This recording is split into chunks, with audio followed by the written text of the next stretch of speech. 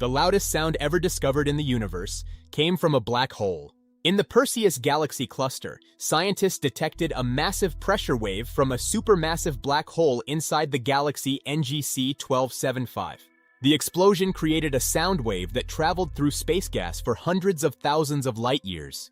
But here's the crazy part. It was 57 octaves below middle C. That's so deep, humans could never hear it. A black hole basically dropped the deepest bass note in the universe.